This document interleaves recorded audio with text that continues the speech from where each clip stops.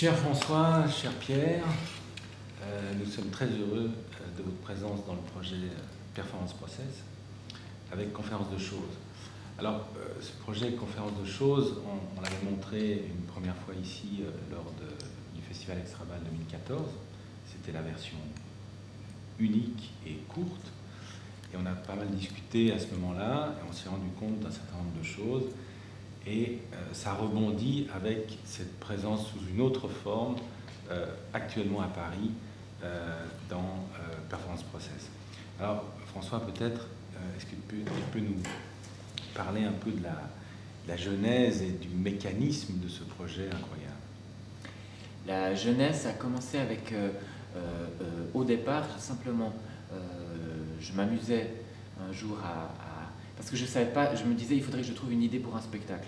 Alors je suis allé sur Wikipédia et je commençais à me dire je pourrais faire une espèce de performance où en cliquant sur des pages Wikipédia au hasard, je pourrais faire un spectacle sur et puis énoncer chaque jour des nouveaux titres. Et puis ça pourrait être une performance très longue où ce serait quelqu'un qui dirait je pourrais faire un spectacle sur, etc. avec toutes des choses comme ça qui apparaissent, des titres.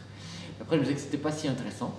Donc, en cliquant toujours sur Wikipédia, je me suis dit, mais par contre, ça pourrait être une espèce de performance où quelqu'un lirait en direct des sujets sur Wikipédia, cliquerait sur des liens au hasard et tomberait sur chaque fois des nouveaux liens, des nouveaux sujets, etc. Et j'ai proposé cette performance à Pierre, parce que ça me semblait bien que ce soit Pierre qui soit le performeur. Et puis, de fil en aiguille, on s'est rendu compte que c'était une idée, mais que ce n'était pas plus intéressant que ça. Au bout d'un moment, on pouvait se lasser du système. Et c'est comme ça qu'on a commencé à davantage rédiger la chose, tout en partant d'une circulation Wikipédia, de lien en lien, qui nous emmène un peu partout et nulle part à la fois, avec maintenant l'idée que Pierre a pris toute la traversée, en fait, et toute la circulation à travers Wikipédia. Donc c'est plus écrit maintenant, et c'est davantage construit. Mais c'est ça Est-ce que j'oublie quelque chose? Non, c'est la genèse. C'est la genèse. Et alors après, comment ça s'est passé entre vous? Parce que ça, c'est la genèse, c'est le point de départ. Mais après, il y a tout un développement, la méthode de travail, une sorte de ping-pong entre vous. Enfin, comment ça s'est passé dans votre cuisine? On l'a vraiment traversé ensemble. Quand on a rédigé la première version qui durait 8 heures mais qui était proposée en lecture, on a fait ensemble une circulation sur Wikipédia assez idiote où on a simplement Pierre lisait, je lui disais de temps en temps dès qu'il y avait un mot bleu, si le mot m'intéressait, je lui disais clique. Et on a rédigé comme ça 8 heures de texte. Ça c'est la première. Et ensuite, dans la seconde version, et déjà même là, Pierre a commencé à dire mais regarde, en fait, autour de ça, par exemple, les choses de la vie, on aborde les choses de la vie de Sautet en parlant d'Intersection, un film avec Sharon Stone, qui est un remake. Pierre disait tu vois, je pourrais raconter peut-être un petit bout des choses de la vie, etc. Et de fil en aiguille, on a commencé à intégrer à l'intérieur du corpus, du squelette, des éléments. C'est ça. Ouais. C'est dans cette phase d'apprentissage, en fait, où on revisite le texte et où on retravaille ensemble le matériau, qui donne, comme vient de le dire François, l'opportunité de faire des espèces de boursouflures dans tout le parcours, et puis rajouter des espèces de boucles. Et puis là, c'est plutôt des choses qu'on trouve, ou que François trouve, que je trouve, et puis c'est une sorte de réécriture, en fait, qui vient alimenter tout ce flot d'informations.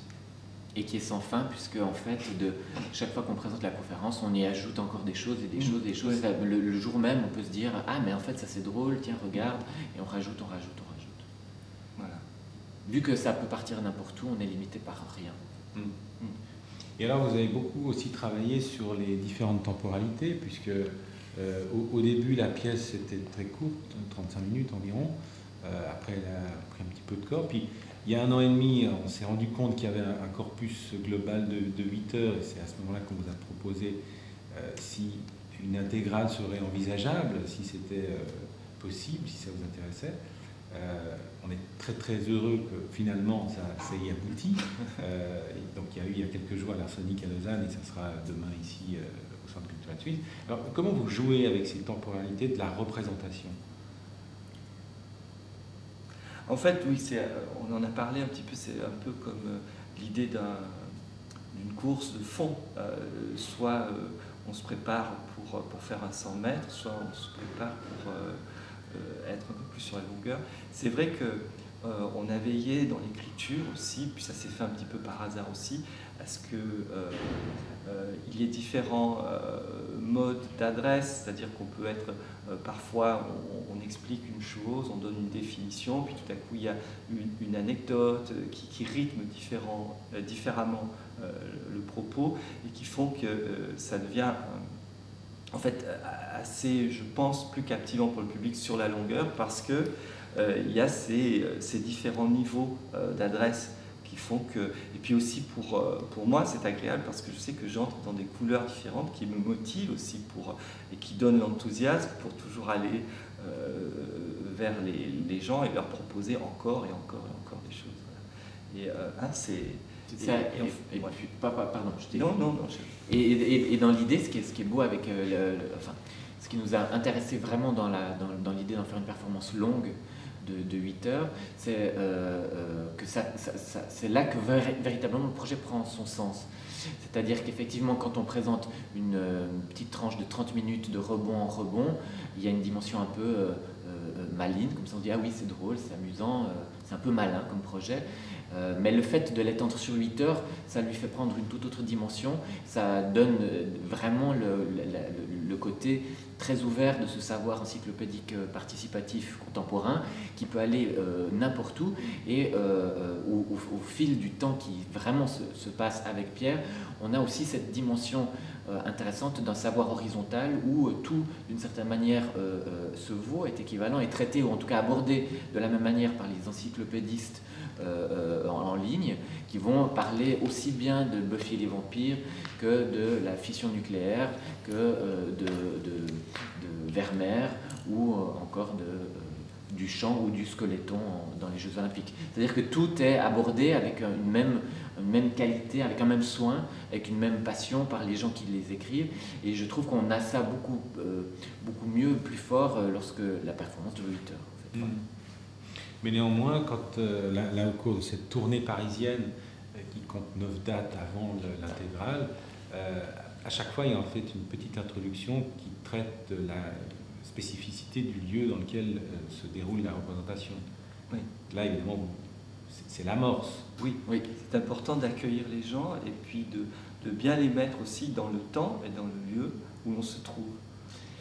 Oui, absolument. Et puis l'idée, c'est aussi de dire, on part, il ne s'agit pas de proposer une conférence sur un sujet particulier, c'est vraiment l'idée de, on commence en disant bonjour, bienvenue dans ce lieu qui, vous le savez, etc. Et c'est simplement par la formule de l'accueil, c'est à partir du bonjour que se construit tout le fil. C'est-à-dire, c'est d'éviter qu'on dise, voilà, aujourd'hui nous allons parler du chocolat, je sais pas quoi. C'est vraiment de faire en sorte que c'est la parole, c'est le fait même qu'on commence à parler qui va faire qu'on peut parler à l'infini et de tout. Il y a un article qui est paru donc, ce matin dans Libération qui relate notamment les propos d'un spectateur qui est venu te dire, Pierre, ah mais vous êtes un universitaire, oui, issu d'une des représentations, donc voilà, quand tu te positionnes entre le rôle de l'universitaire et celui du comédien, l'acteur. Oui, j'expliquais à ce monsieur que j'étais évidemment pas du tout universitaire, mais pendant un certain temps, il avait dû... Ouais, non, mais parce que c'était les tournures de phrases, le fait qu'il y avait une espèce de savoir un petit peu encyclopédique, comme ça, avec une manière, un phrasé, il a parlé du phrasé aussi, qu'il avait touché, etc. Parce qu'évidemment, comme on s'inspire, et puis François aussi est très attentif à ça, à utiliser des petites tournures, d'avoir des petits, comment on dit, des petits tics de langage, quand on dit notamment, d'aucuns pensent, n'est-ce pas, des n'est-ce pas aussi, qui font que, oui, qu'on reconnaît une forme d'adresse et que, oui, certaines personnes peuvent être prises comme ça, un peu piégées peut-être, mais pas mais je pense que la plupart des gens se rendent compte évidemment que c'est un comédien qui parle. Mais on peut oublier, c'est vrai. On se laisse porter parce qu'on se laisse porter flow par le flot des choses. Alors François, au sein de la 2B Compagnie, il y a un petit peu deux catégories de projets. Il y a les gros projets qui impliquent une vraie mise en scène, des décors, du son, de la technique, etc. Et puis il y a les projets plus légers, que tu fais souvent avec Michel et Tiffany. Comment ça se passe dans cette espèce de répartition de la nature des projets dans le même esprit de travail et la position d'auteur? Je dirais que ce qu'on a découvert au fil du travail, c'est qu'on vient du monde vraiment du théâtre, avec tout ce que ça comporte de répétition, de représentation, etc. Et on s'est rendu compte, notamment avec Michel et Tiffany, et puis après moi dans mon travail personnel aussi, c'est de retrouver cette espèce d'endroit plus fragile et qui m'intéresse davantage, qui se rapprocherait davantage de la performance que de la représentation théâtrale. Cet endroit où tout à coup, avec très très peu de moyens finalement, on arrive à évoquer beaucoup de choses. C'est un peu la base, les racines même du théâtre, hein, c'est-à-dire quelqu'un devant un public qui fait quelque chose. Mais il y a une manière, je dirais, plus dangereuse, c'est pas le bon mot, mais disons, de vivre véritablement l'instant présent avec davantage, oui, c'est pas de danger, mais il ne s'agit pas de, lorsque Pierre par exemple fait la conférence, il ne s'agit pas de faire une représentation où ce sera tous les soirs exactement la même chose. Il s'agit plutôt de traverser avec un certain nombre de contraintes un temps donné, avec tout ce que ça comporte d'insécurité, de comment est-ce qu'on va traverser cet instant, qu'est-ce qui va s'organiser, etc. Mais cet endroit où vraiment on est vivant de part et d'autre du plateau, c'est vraiment ça qui m'intéresse. Donc ces petits projets, je les affectionne particulièrement parce qu'ils permettent ça. Ils sont très légers à transporter aussi, ce qui est un avantage bien évidemment, mais vraiment ce qui m'intéresse là-dedans, que ce soit le travail avec Tiffany Michel ou dans le travail qu'on fait avec Pierre, c'est vraiment cet endroit qui devient comme essentiel, c'est-à-dire que c'est à ce moment-là que tout existe et ça n'existe que ici et maintenant.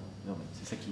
Mais moi je trouvais aussi que du point de vue de l'interprète, alors que puisque j'ai eu la possibilité de vivre des projets, comme vous disiez, qui sont plus écrits, et plus, écrits différemment, quoi, avec une scénographie, tous les projets sont très écrits de toute façon, mais de l'intérieur en tant qu'interprète, la fragilité ou le côté accidenté dont il parle, quelle que soit la forme dans laquelle on est, elle existe. C'est-à-dire que c'est quelque chose que de toute façon François dans son travail revendique. C'est-à-dire que même si on est dans une forme plus complexe en apparence avec une scénographie et tout ça, il attend de l'interprète qu'il soit dans l'instant ce qui se passe. Et c'est ça qui est... c'est sa manière de traiter, c'est son langage.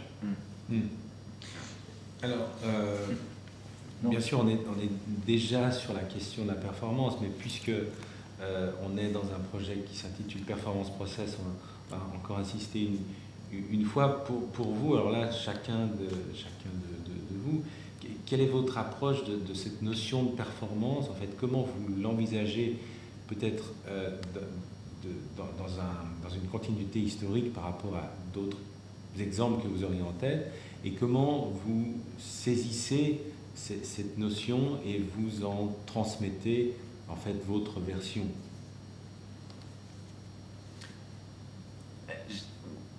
Je dirais, tel que je le conçois ou je l'entends, c'est vraiment cette idée d'avoir un certain nombre de règles qui permettent d'une certaine manière de traverser un temps donné. C'est vraiment cette dimension-là qui, moi, m'intéresse. Et de laquelle j'aime me rapprocher pour essayer justement de fouiller des chemins un tout petit peu différents par rapport aux arts scéniques, aux arts vivants, notamment le théâtre, qui a quand même un certain nombre de règles, etc., surtout liées à l'idée de répétition, représentation, je trouve que la performance, telle que moi je l'entends et telle qu'elle elle m'intéresse dans mon travail, c'est vraiment oui, encore une, je me répète en fait, mais de risquer un petit peu davantage devant un public, de faire advenir quelque chose qui ne peut exister très clairement que dans ce temps-là. Et que lorsque Pierre fait 8 heures de performance, enfin qu'il traverse ces 8 heures de conférence, pour moi c'est pas une représentation de 8 heures au sens classique, théâtral classique du terme. On a vraiment assisté à quelque chose qui n'aura eu lieu que dans ce temps-là. Et on est très sensible aussi dans ce projet-là à modifier le projet en fonction du lieu dans lequel il se déroule. Ça veut dire que véritablement, à chaque fois, c'est spécifiquement ici et maintenant. Et ça n'aura eu lieu que là, et point. Et c'est cette dimension, moi, de la performance, cette dimension éphémère, et qui du coup donne un caractère un peu précieux et unique à l'instant, qui m'intéresse personnellement dans cette idée de performance. Pour reprendre aussi ce que François a dit, moi ce qui m'a le plus, je crois, bouleversé, c'est que évidemment c'est un matériau qui est assez énorme, hein, on a même 10 heures de texte, hein, qu'on a dû traverser, travailler, un peu tricoter dans tous les sens, et puis sur lesquels on retravaille encore en permanence. C'est que tout à coup, en tout cas pour moi, j'en ai parlé à François, c'est comme si ce projet faisait partie de ma vie. C'est la première fois que ça se passe pour moi. Et c'est peut-être ça pour moi le plus bouleversant. C'est-à-dire que je me sens impliqué d'une manière, je ne me sens pas du tout envahi par ce projet. Je le vis comme un accompagnement permanent. Et du coup, c'est vrai que le regard, ça change tout. Le regard sur le monde, quand on arrive dans un lieu, étant donné qu'on traite tas de choses, on fait des liens tout le temps, on écoute les gens différemment. On écoute un spécialiste différemment quand on est familiarisé avec des tas de discours ou des tas de... C'est comme si moi, ça avait éveillé ça chez moi. Et puis aussi, la performance dans le sens où on a fait un travail de préparation pour arriver à produire ces 8 heures, mais on n'a jamais fait de répétition de 8 heures pour produire comme on fait dans un spectacle. C'est-à-dire qu'on est arrivé et on a joué, comme ça va se passer demain, pour la première fois dans ce lieu-là, 8 heures. On n'aura jamais fait de répétition ici. Et ça, c'est quelque chose qui renvoie à la fragilité d'une écriture. Et c'est peut-être pour moi ça qui me motive le plus dans l'idée de performance, d'une écriture qui, évidemment, vient d'un travail, mais qui se fait dans l'instant avec les gens. Parce que c'est impossible de faire ce travail sans tenir compte de ce qui se passe dans la salle et sans d'être coupé des autres. Et cette écriture-là, elle se modifie en fonction de ce que provoque la salle. Alors on dit souvent au théâtre, mais non, mais là, alors là, c'est clairement ça. C'est-à-dire qu'un silence, tout à coup, peut provoquer quelque chose de cataclysmique. Et puis, tout comme un rire, tout comme un échange de regards qui fait que c'est comme si c'était un habit qui se cousait avec le public. C'est comme si on se parait de quelque chose ensemble. Et dans l'idée aussi que le public, avec la liberté qu'il a immense de pouvoir venir, aller, etc., s'endormir même, hein, rire, revenir, manquer des choses. C'est ça. Qui fasse le choix de dire, bon, si je m'en vais maintenant pour aller manger un morceau, je vais manquer des choses. Alors, parce qu'on a vu, quand on l'a créé, des gens qui sont restés assis parce qu'ils ne voulaient pas manquer. Ils voulaient pas manquer. Donc, ils étaient prêts à se priver de manger pour ne pas rater. Et donc, c'est ça aussi, ce qui est intéressant avec la performance, c'est oui, j'accepte de me couper de ce monde-là pour y revenir ou pas. Et c'est une manière d'écrire aussi. Quand on écoute ou pas un spectacle, on retiendra une chose ou pas. Et ça, je trouve que je sens de manière très concrète que le public fait aussi son histoire pendant que je fais la mienne. Et le public est complètement captivé. Et, ouais. Juste pour conclure, puisque cet entretien fait partie d'une sorte de collection d'entretiens des artistes de Performance Process pour le site, je ne résiste pas à l'envie de te demander, Pierre, de nous citer une toute petite série de noms de collectionneurs que tu as évoqués hier soir. C'était au bal à Clichy, notamment les collectionneurs d'étiquettes de fromage et quelques autres.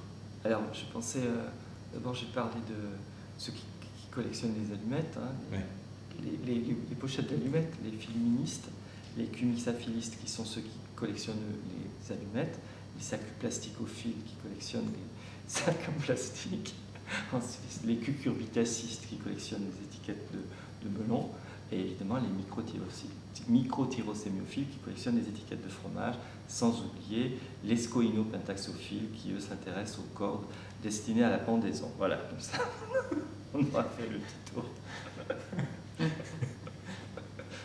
Et trois petits points. C'est un vrai plaisir de converser avec vous et de découvrir jour après jour et sur la durée une conférence de choses. Pierre, François, Pierre, un immense merci. Merci.